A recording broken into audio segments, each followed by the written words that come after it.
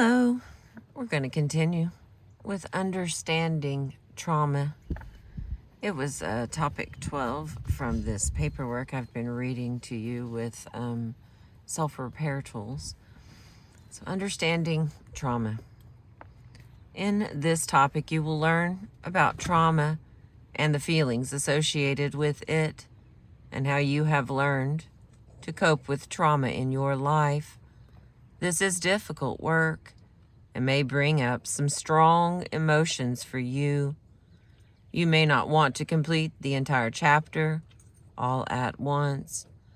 To help ease you into and out of this work, we would like to first introduce you to a simple ritual.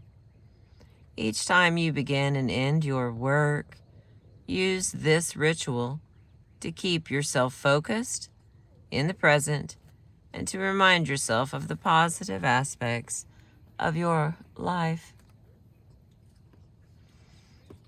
Beginning and ending ritual. Use this simple activity. There we go. Use the simple activity anytime you are working on difficult issues. Some women like to complete this activity just prior to talking with a counselor, writing in a journal, visiting with a family member, doing some artwork related to trauma, or repeating an exercise from this book. First, write down 4 good things that happened to you in the last 2 days. They don't have to be big things, just things that made an impression on you and that were enjoyable. For instance, my list for the last 2 days is: number 1, I saw a cute baby and she smiled at me. Number 2, I had a nice visit with an old friend. Number 3, I finished reading a heartwarming novel. Number 4, the sweater I put on this morning felt warm and cozy. At the end of the session, write down 2 things you are looking forward to, one that is within the next few days, and one in the more distant future. For example, my list would be: number 1, coming right up, buying a new kind of bread I really like at the grocery store. Number 2, in the future, spring, warm weather, flowers, and birds. The purpose of this ritual is to help you stay connected with the good things in your life while you are doing this work, and also to put a frame around your work so it becomes a small part of your life with a beginning and an end, not your entire life. To begin work on this topic, write 4 good things that happened to you in the last 2 days. Some of my examples would be: I watched a crow chase a squirrel. I saw an eagle feed its baby. And I saw a calico-colored eagle fly. And I got to see them move the stuff at the dam. So the main thing about the beginning and ending ritual is if you do write them down, you will get faster at having the 4 good things that happened to you in the last 2 days. So the 48 hours, 2 days, sometimes you might have to stretch a day or so, but if you're doing it regularly, then you do more easily have an appreciation for something that's happened in the last 48 hours. And then the end of things is to what's coming right up. Oftentimes that could be a meal, it could be a holiday, something that's nearby. And then number 2, in the future, like another holiday, family get-togethers, the end of something, the beginning of something else. So it really makes a difference whenever you're retraining yourself to actually frame that off, so that when we don't just do laundry 24/7. We go in, we do the laundry, and then we leave the laundry alone. And everything else is kind of like that, especially in housework. So I'm saying this is a similar thing. You don't just carry the basket all day long on your hip because you are doing laundry. You do, and you take a break, so you frame the activity, and working on yourself is the same principle. All right, and I continue. Categorizing your traumas. Everyone experiences minor traumas, things that are temporarily upsetting and that may make us anxious and upset. Such things include not getting an anticipated check on time, the car breaking down, missing an appointment, a friend being rude to you, or getting a cold.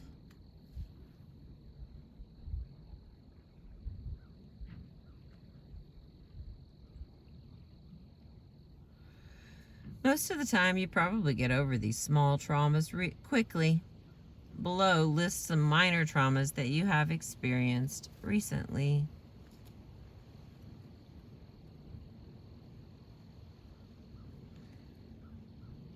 Traumas.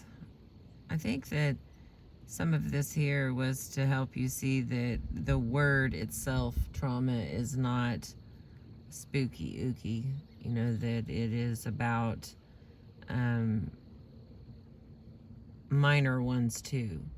Because when you do have some bigger ones, and then you're like, oh, they're all big, and this is kind of categorizing your traumas, is to, you know, small, medium, and large them. Like, oh, okay, wait a second.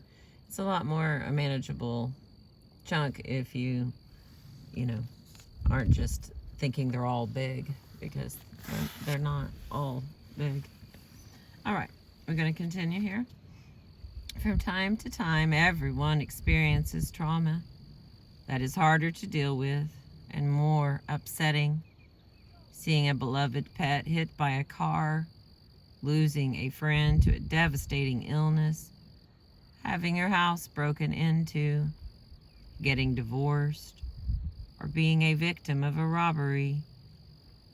These experiences may cause an increase in anxiety and fears, insomnia, depression, nightmares, and flashbacks. As time goes on, the impact of these traumas tend to decrease until finally, while the person may still think of such traumas from time to time, day-to-day activities are not significantly affected. List any of these kinds of traumas you have experienced in your life.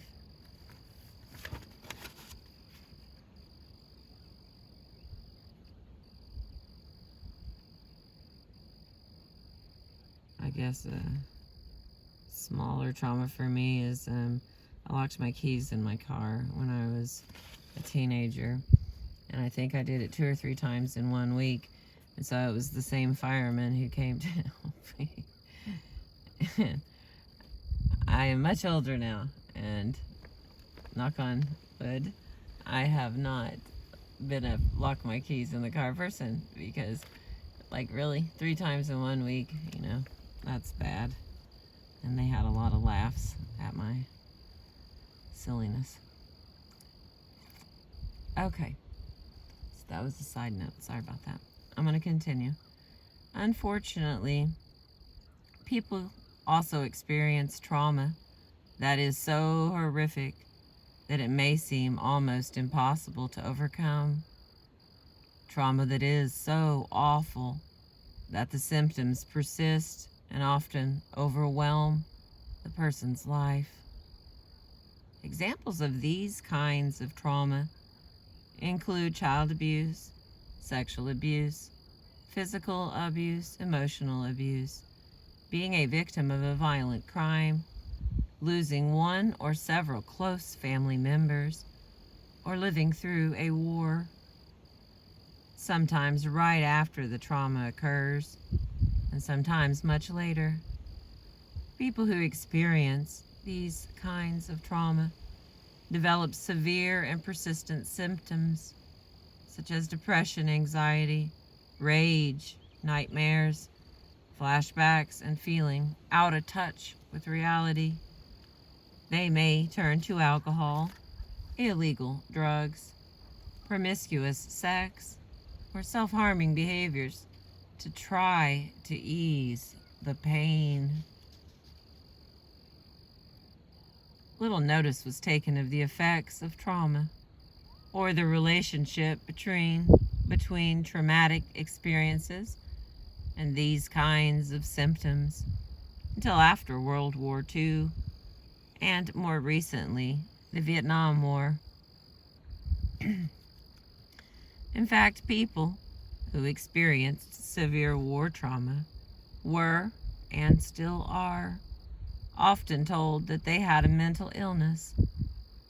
After World War II, some soldiers and survivors of the Nazi concentration camps displayed serious and persistent symptoms that demanded attention. Similarly, during the Vietnam War, veterans returned from the battlefield with symptoms so serious and so obviously related to their war experiences that the effects of trauma could not be ignored. In recent years, the effects of other kinds of horrific trauma have also been recognized. Excuse me. Yet much of the literature about trauma still reflects what we learned from soldiers, especially prisoners of war and Holocaust survivors. We now know that reliving the effects of trauma on a person's life takes very specialized treatment, along with lots of persistence and courage. Activities such as the ones in this book can help you regain a sense of your power, validate your experience, help you regain your sense of self so you can enjoy life and relearn how to connect with others in meaningful ways. What kinds of severe trauma have you experienced? There's lines to write it down.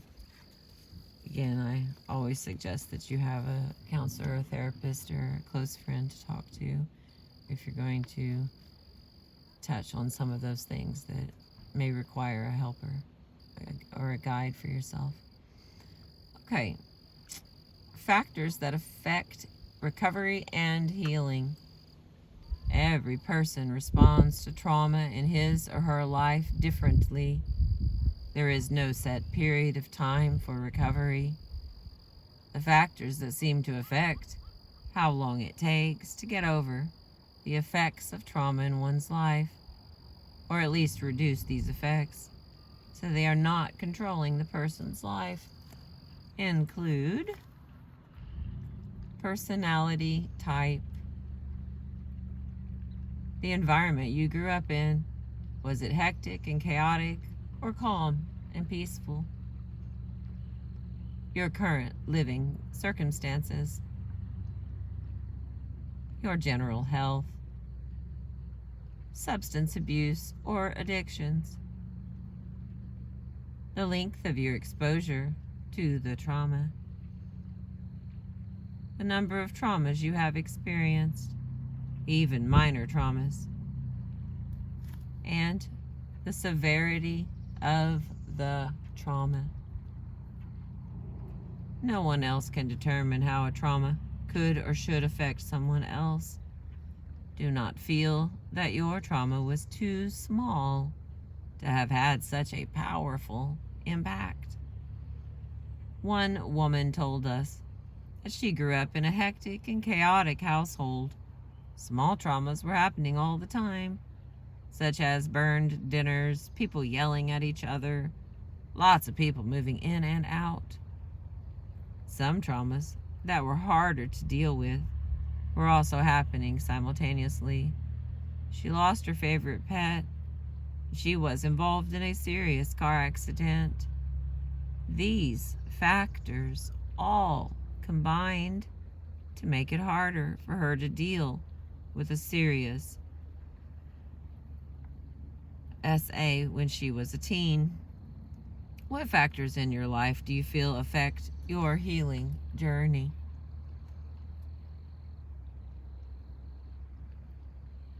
The next part is sharing feelings and experiences.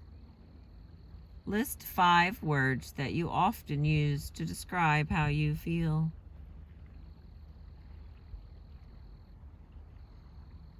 Five words that you often use to describe how you feel.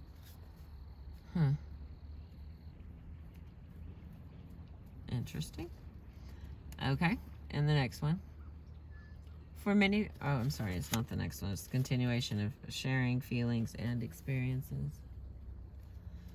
For many people, talking about the trauma helps. It's part of the healing process.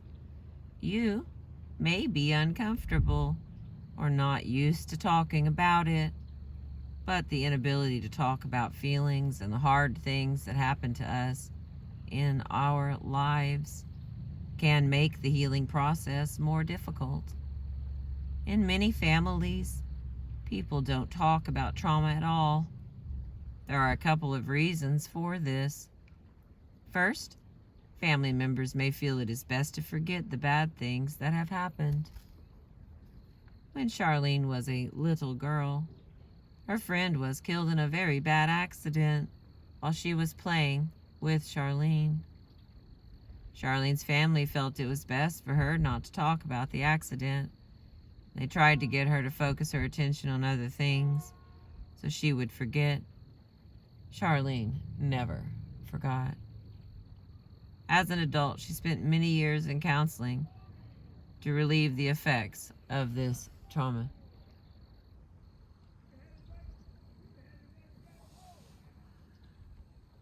Many schools now offer children special programs and services when there has been a tragedy in the community to give students the opportunity to talk about the trauma and begin to heal.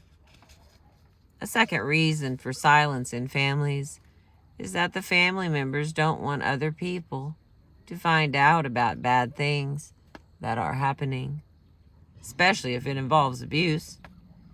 It becomes a family secret, a secret that protects the abuser and allows the abuse to go on. Family members may even be threatened to keep them from telling others what is happening, or there may be an unspoken rule in the family not to talk to anyone about certain things. How did your family talk about feelings and other experiences? And there's space to answer. The next is, it helps to think about the words associated with these experiences so you can think more clearly about them, write about them, and tell supportive people what happened to you.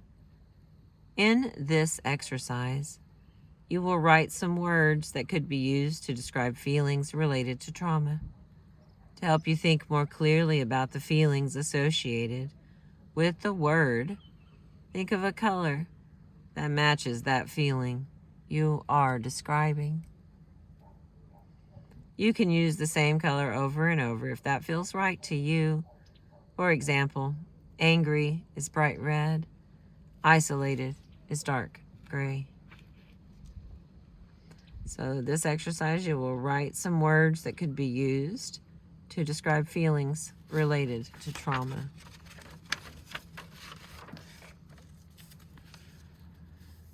And then the next one is make a list of 10 feeling words that describe the trauma you experienced. And the next is, how did it feel to write and think about these words? I think separating the words from the feelings, or seeing how they kind of are two different things. I mean, you know, that's why there are different words to describe them, as they say. But I think I was really surprised by the words that I had been using.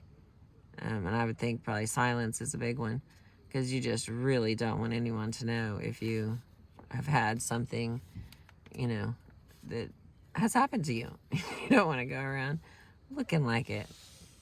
All right, the next section is coping with trauma. When you were traumatized, especially if you were traumatized repeatedly, you figured out some ways to cope with the trauma so you could get by and still go to school, do your homework, find some peace and quiet for yourself, play, and so on, without feeling the pain so much. This took a lot of strength and creativity. One woman found some special places in the woods near her home.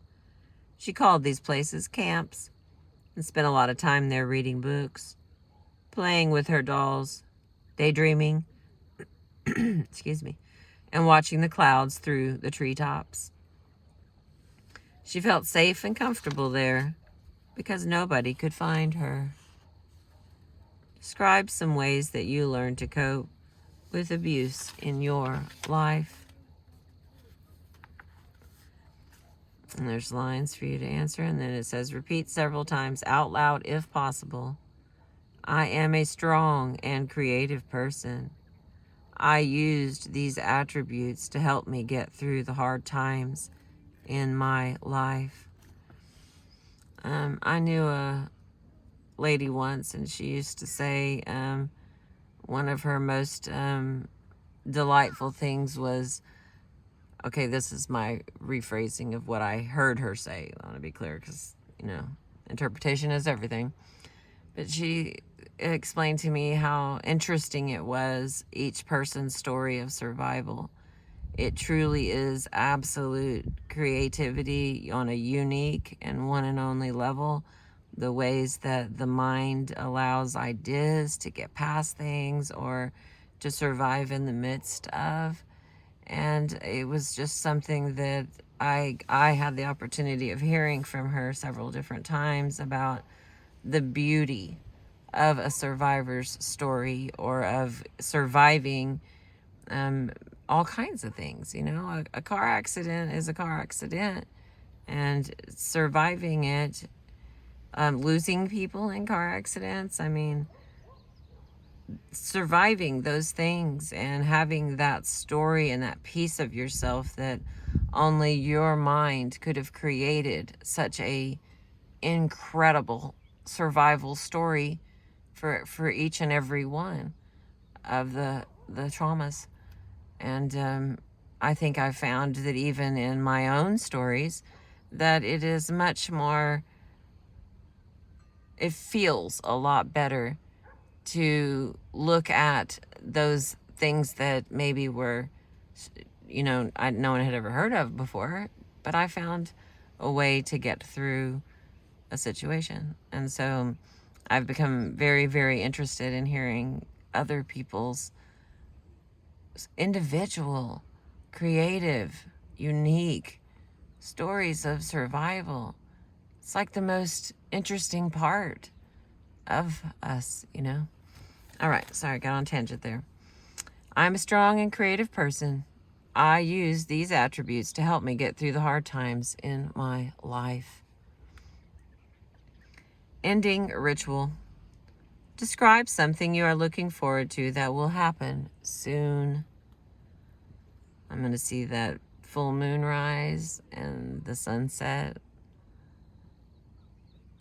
Describe something you are looking forward to that is happening in the more distant future. Summer is almost here. So, describe something you're looking forward to that will happen soon. Describe something you're looking forward to that is happening in the more distant future. And then our last little piece here is optional activities. Number 1, glance at the headlines in your local paper. How do you think the people in these stories might have been affected by what happened to them? Do you think these things will be easy or hard for them to get over? Okay, these papers were written 25 years ago, so I don't know if anybody even has a local paper. Anyway, number 2, begin talking about trauma. Briefly talk to someone you trust about your trauma. A sentence or 2 would be fine. And then it has, how did that feel? And some lines. All right, here's my thing. Things to remember. Again, this has been some paperwork out of Healing the Trauma of Abuse. Things to remember every day. I can talk about feelings related to trauma if I wish. Talking to others about bad things that have happened to me helps me heal. I am a strong and creative person. I was able to develop some ways to cope with trauma that helped me at that time. I am proud of my strength and creativity. And that is the end. Thank you for being with me. I appreciate you.